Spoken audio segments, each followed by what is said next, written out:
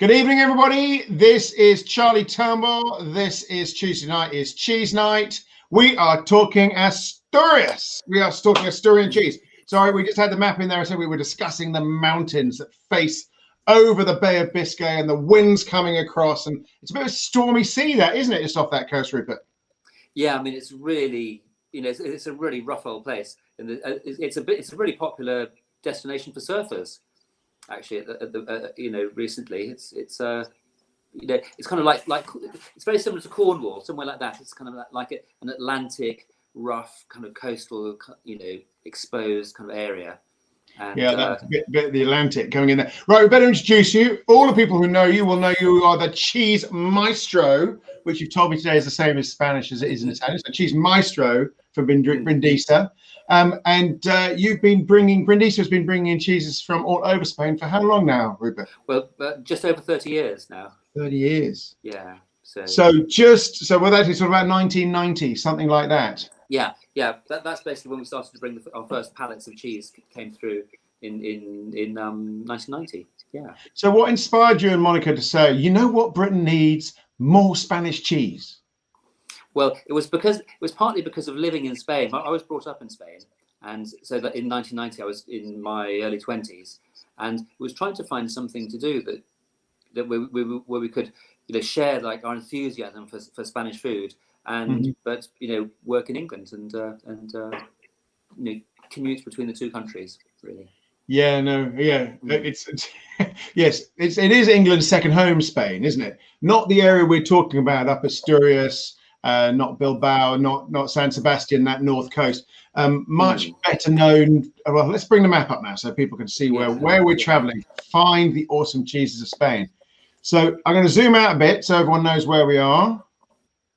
Right. So that, in case no one knows, is called Spain, right?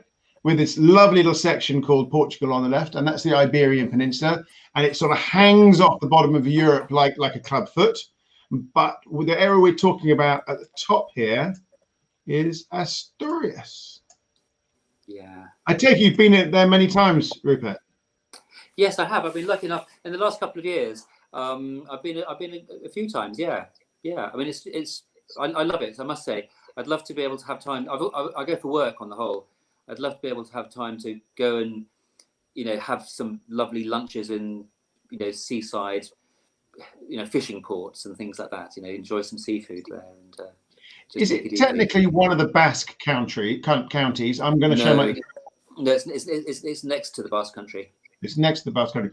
So while we've got the map up, what are we talking about here? Are we talking about sheep? Are we talking about cows? Where are they pastured? What's the history of sheep in this region? Okay, so mostly because of the grass, because of the rainfall, it's Spain's biggest area for cows, for cattle.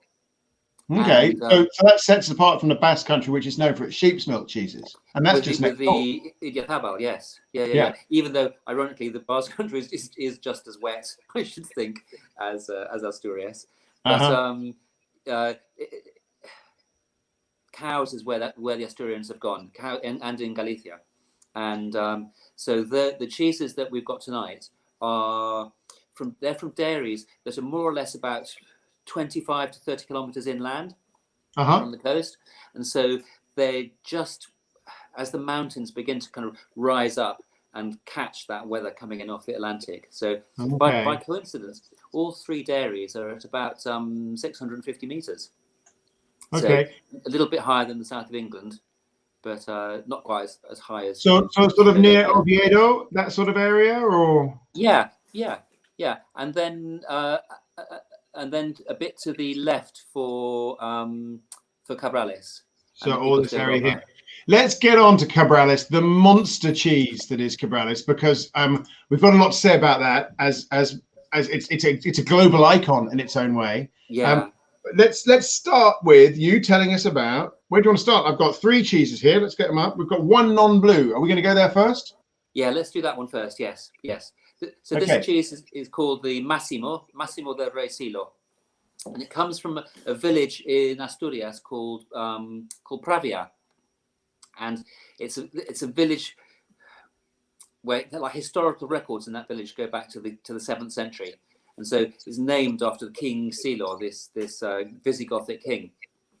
And this recipe of the Massimo is based. It's a modern interpretation of a traditional Asturian cheese recipe called a fuego pitu. And traditionally, Asturian farmhouse cheeses are small. I'm looking at this one, and I'm thinking this is maybe 1.5 kilos when it's hot. This is a 2 kilo cheese. 2 kilo cheese, okay. Yeah, and also it's a lactic cheese, and so it's one of Spain's biggest lactic cheeses. It's a kind of this is an adaptation of a traditional recipe. So they've made. Okay. Let's just explain lactic cheeses to the people. This is a learning experience. Lactic means we are not using any rennet to make this cheese. Often nowadays, people will throw in a splash just for bit of texture.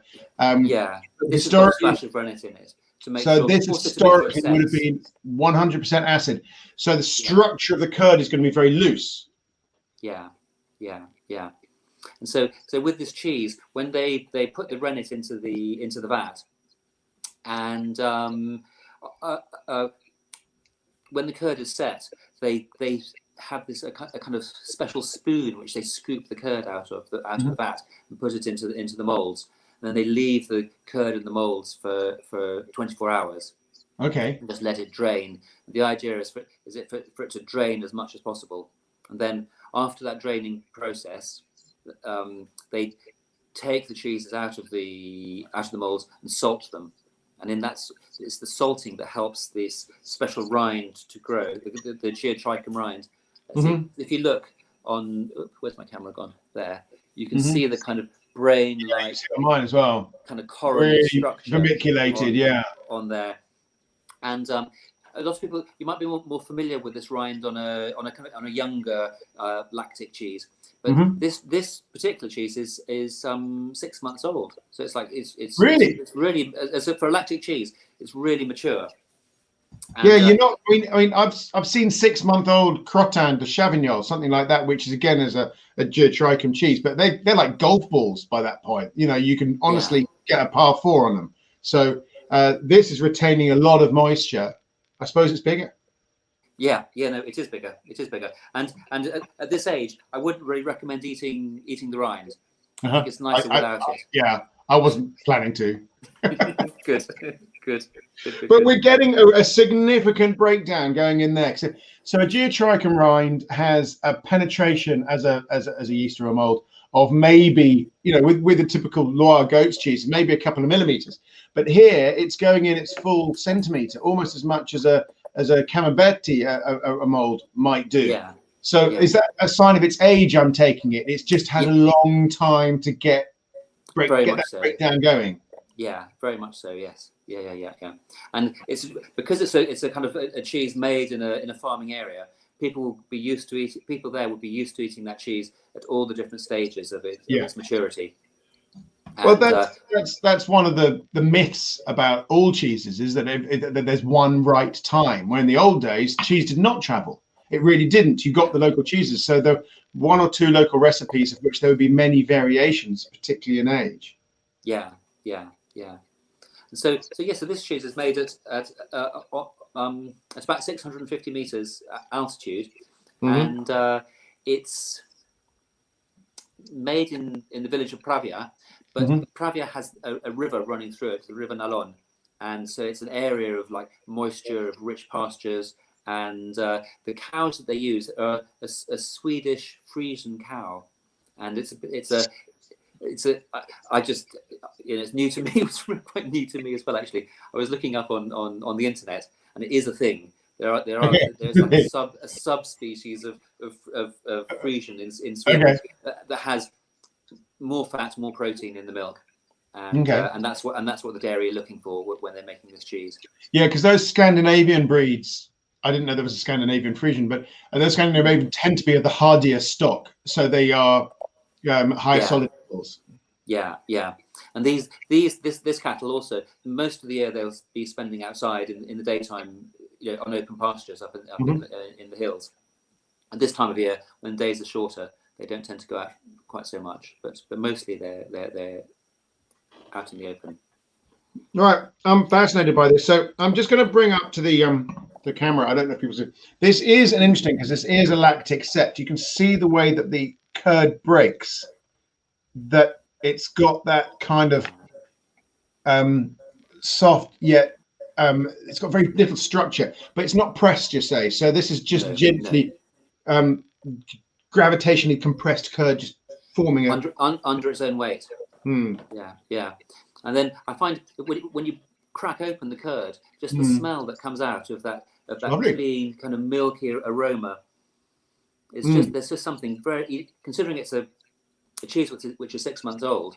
I think it's incredibly fresh and fragrant. I would agree, and I would also add that it's surprising because the rind doesn't smell that way. No. The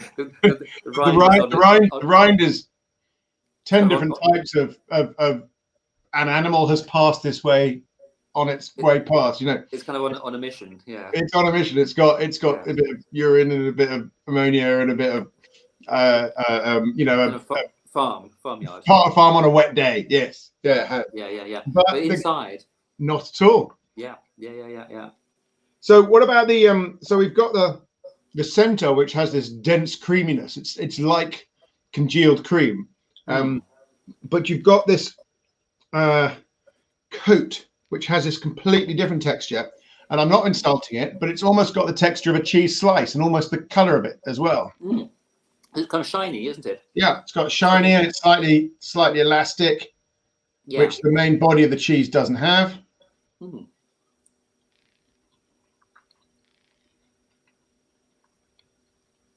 It's got a lot more flavor than your average cheese slice, that's for certain. And that is getting hints of farmyard, I think. Yeah, much more umami. Slightly more of umami, much more savory, almost like a cooked cheese flavor. Yeah. In fact, it's almost heading towards a sort of camembert kind of a baked camembert flavor. Yeah. I mean, it's kind of like the cheese is in two very different stages, isn't it? On the center and on the outside. I'm gonna try the combo now.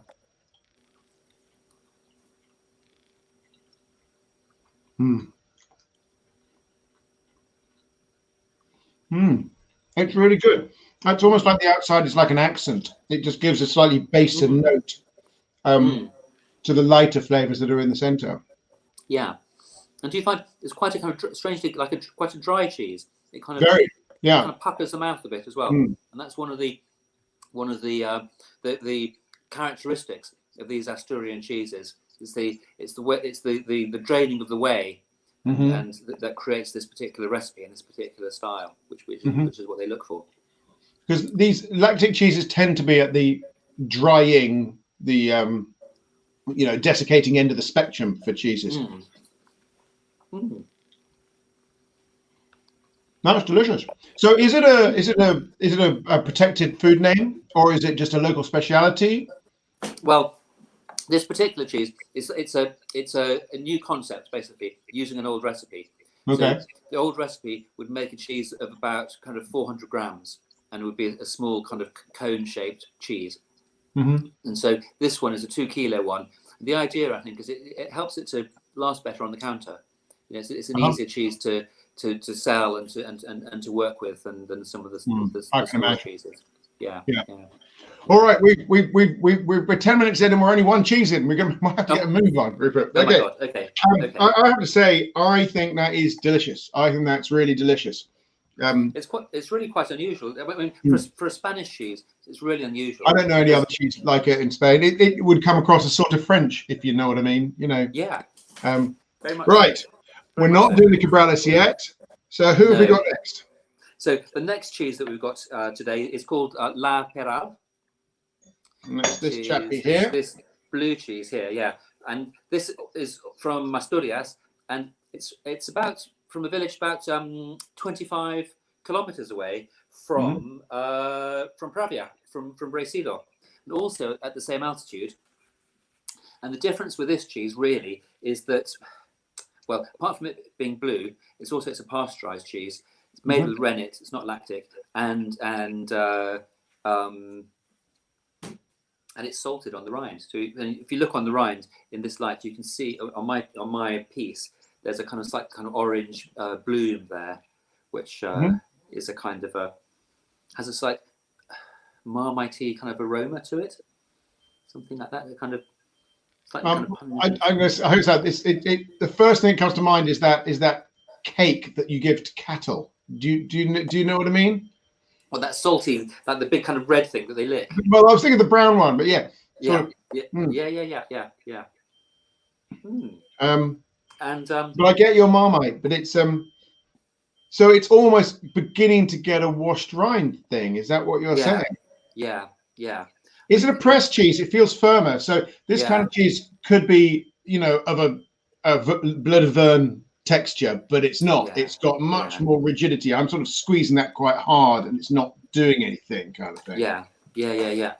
And also, I mean, it's a style of cheese which is made in a much more traditional way in terms of modern cheese making. There's no kind of caves. There's no kind of like unusual materials used. And it's a penicillium Roqueforti. Yeah, it is. Yeah. So it's got quite intense bluing towards the center. It's really getting in there and getting the blue. It's really colonizing that center. So it's sort of got a combination of you're getting the little, what I think of the cavelets that you get of the blood of Vernes and the Roqueforts, but you can clearly see the needling is vertical there. And you're getting, the encouragement of the mold through those blue needles. Those veins there. Yeah. And because also I think because it's a pasteurized cheese, there's something it's an easier, easier sounds pejorative, but it's not quite as complicated as some as the Cabrales. And we find it's a really good alternative. If you don't want to kind of dive deep and enjoy the Cabrales, then La Peral's is a really good. I strongly endorse that. When I had my shop, we used to think of a blue cheese ladder, and at one end, we didn't stock it, but you think of the Cambozolas of this world, if you know what I mean. And then we used to come up through cheeses I very much promote, like Montagnolo and Gorgonzola Dolce, accessible. And at the other end, as we're about to discover, we had the Cabrales of this world, which are and this one is sort of halfway, isn't it? It's accessible. It's got the cream. I'm getting quite a lot of salt. The blue is very fresh in my mouth. It's very They tend to be quite young cheeses. I mean, this one's probably about, I think, roughly about 3 months old. Just under 3 months old. But for a 3-month-old cheese, the blue is right through the cheese. There's no Yeah. You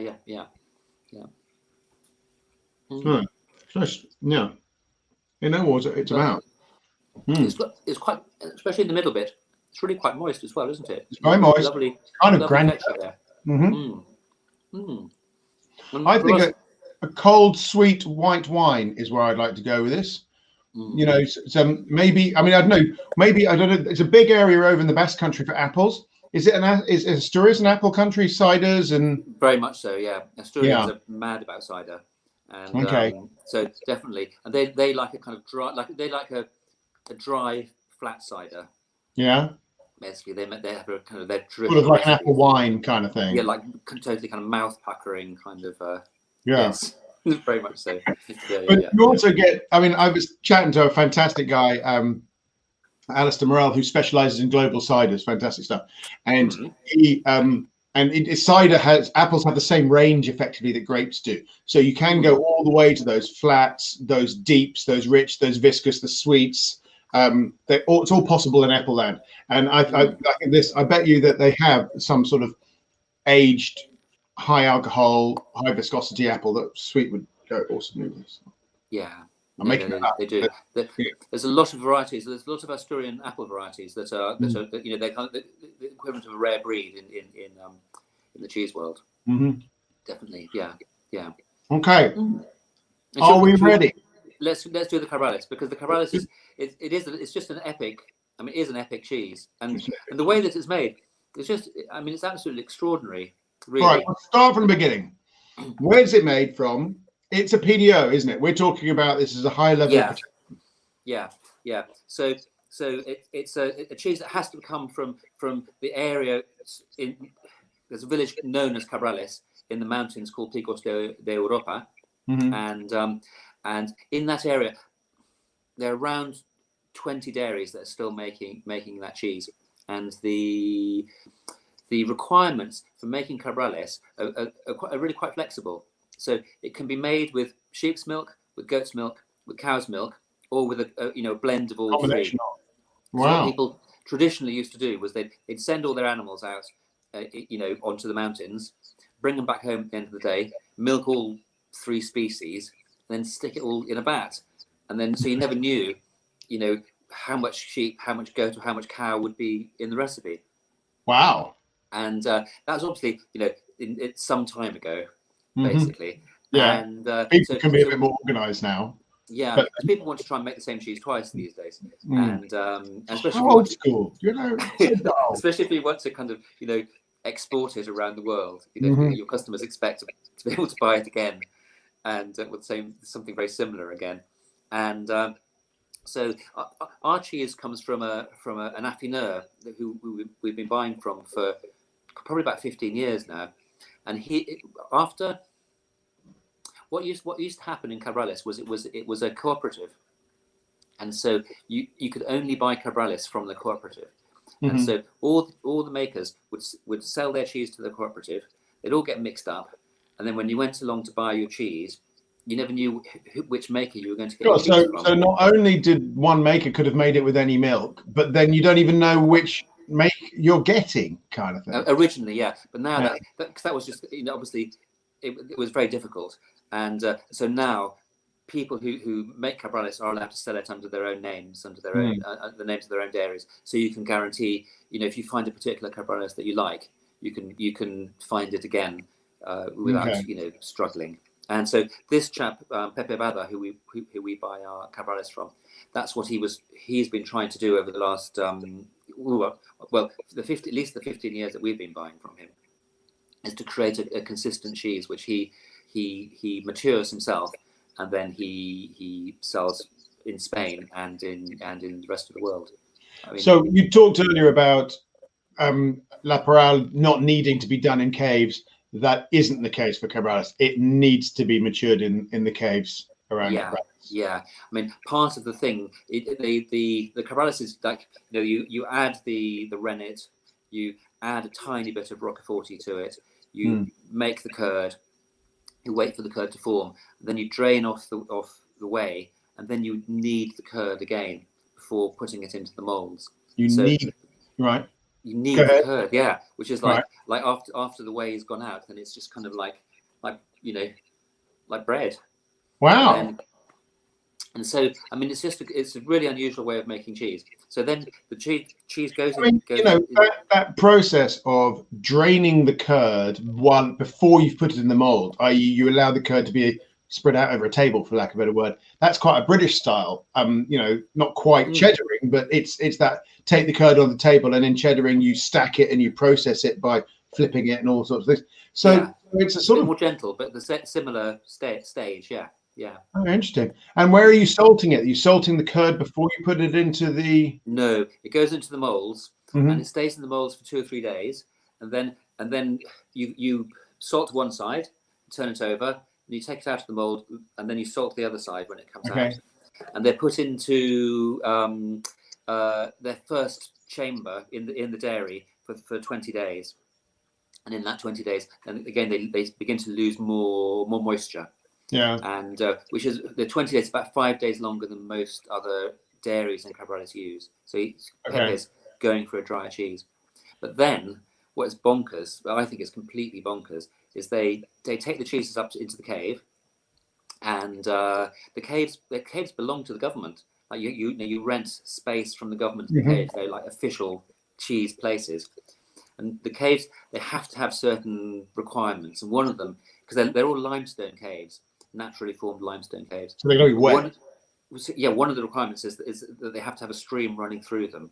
Okay. And I found out today you can make an exception to this rule if the humidity in your cave is over 90%, and then Okay, so sometimes they wave means that's okay. I love that. I mean, extreme.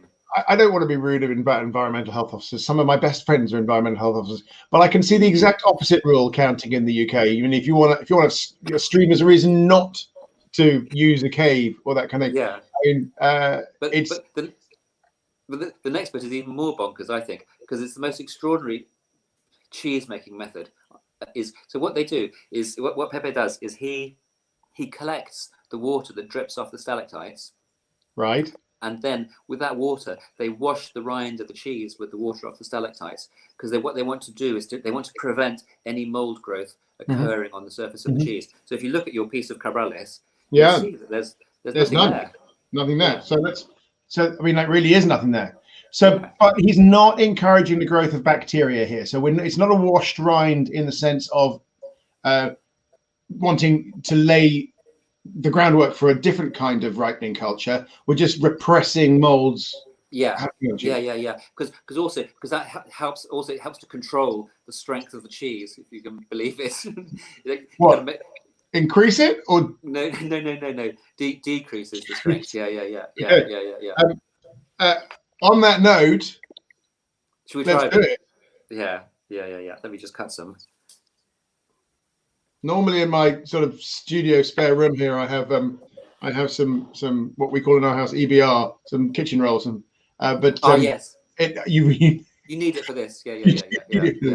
Yeah. But you can see on the bluing in this that the cabrales is not pierced. It's the thing about these mountains and the Picos de Europa is that the Roquefort bacteria occurs naturally there. So although he pops a bit into the milk, it's the wind. It's in the air, and the Roquefort just.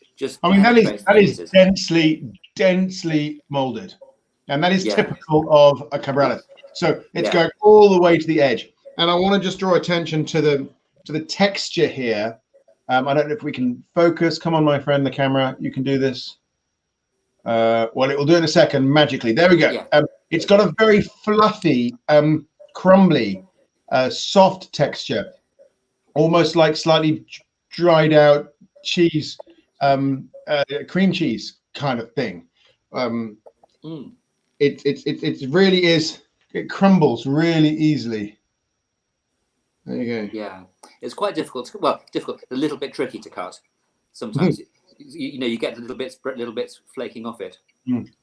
But it also, at age, in my experience, becomes smeary. It becomes very creamy. It really gets into the mouth. I need a drink. My first encounter with this cheese was at the World Cheese Awards. I think we were in Birmingham, and I didn't know it at all. I was naive, and it's got right under my tongue, and it's like, you get the saliva in there to kind of loosen it up a bit. It's brilliant though. I mean, sometimes. Anyway, so I couldn't believe this, and I was offering it around to some of my cheese-loving friends, and it was brutal because at the wrong age, it's almost like you're chewing aluminium foil. It's got a real metallic element, and I just couldn't believe they didn't want to enter this cheese. So I popped it into my bag, which I probably wasn't supposed to do. I took it home to my cheese shop, and I had it on the counter to show customers. Try this. And then one of the customers goes, "What do you mean? This is delicious." So, and I go, no, customer, slightly patronizing, and it had transformed, and all those aggressive flavors had parted like clouds on a sunny day, and suddenly all that complexity made sense and was balanced, and it's just such a big cheese. It's just, but its window of perfection, it's quite difficult to handle. Yeah. I mean, this particular one is 6 months old. So, and some of the cheeses in the caves at high altitude, they'll age for a year.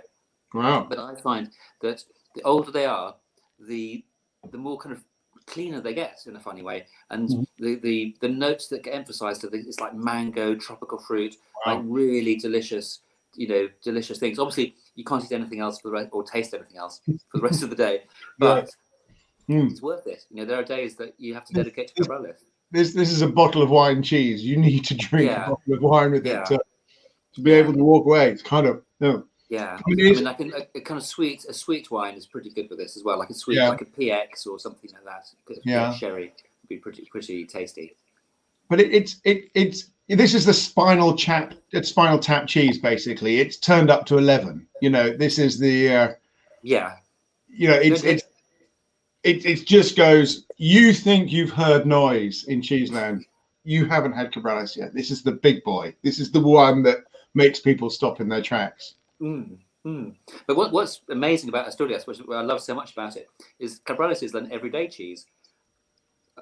One of my colleagues at work, you know, they had it in their packed lunch when they went to school. I mean, it's just like it's just a totally normal everyday cheese for people, you know, in that part of the world. I can imagine people coming from Asturias tasting other people's cheeses, going, "Something here. What's up? Totally. Cheese? You know, come to my country, see my cheese. That's proper cheese." Yeah. I've got Alison here saying, "What about port?" Well, port's not. It's not close. It's not far away. What about? Yeah, it's not that far away, and I think something with a little bit of sweetness in it. For me, for my palate, I enjoy a little bit of sweetness to balance off that Cabrales. Definitely, yeah. For me, I would go with probably one of the more brandy-ish ports, rather than the sort of viscous Ribena ports. You know what I mean? To lift, to match it. Yeah. Amazing. Yeah. Amazing cheese. So we're coming to the end now. Are there any other cheeses from the Asturian region which you would want people, if you were there and you were doing a cheese tour, you'd want people to pick up on it? Well, there's another cheese called Cassin, which is again, it's going through a little bit of a revival in Asturias. And again, it's one of these cheeses which has got a similar texture to Cabrales. It's very mouth-puckering, you know, really intense, and also probably mostly only available in Asturias. Did you say it was called Cassin? Cassin, Casin. Well, that's got to be related to casins, and you know, hasn't it? Oh, it could well be, yes.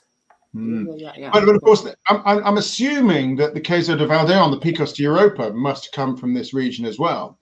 Yeah, I mean, the Cabrales and Valdeón are less than 50 kilometers apart, but Cabrales is on the north-facing side of the mountains. Okay.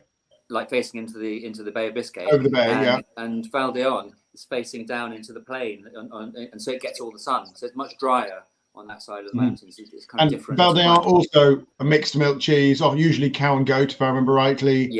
And that has, and I mean, the thing about those goats cheeses is that they can go grey naturally by becoming blue, and you get that kind of, which gives it an ugly look, which it doesn't deserve, because it's actually, you know, quite a creamy, complex, delicious cheese. Yeah. And I'm thinking, is it chestnut leaves on that, or vine leaves on the outside? Yes, sycamore. Sycamore cheese on sycamore leaves. Yeah. And originally the Cabrales used to be wrapped in sycamore leaves, and at some point, I think probably in the 80s, they rationalised it and replaced the leaves with foil. I love the idea of rationalising Cabrales. Yes, we'll slightly tame this monster. Yeah, we'll take the leaves away. Instead is we'll wash it in stalactite water. That's the thing we should be doing. Yeah. It's been fantastic, Rupert. I can't thank you enough. No, thank you. It's been brilliant talking to you. The cheeses that you've brought along have been amazing. And I encourage everyone to get online and get some Brindisa cheeses for Christmas. Thank you very much. Yes, good idea. Everybody, support everybody. Let's all spend all our money. Let's go into 2021 broke. That's the answer. Yes. All right. Thank you very much. Okay. Thank you then, Charlie. Bye. Right. What shall I say? Well, I say what I always say, which is come and learn about cheese with the Academy of Cheese. Come and find about everything we do. If you don't know already, there's lots of learning out there. I believe the Cabrales is a level 2 cheese, and we're just doing level 2 online at the moment. I've got a lovely group. We are making cheese tomorrow. Very exciting.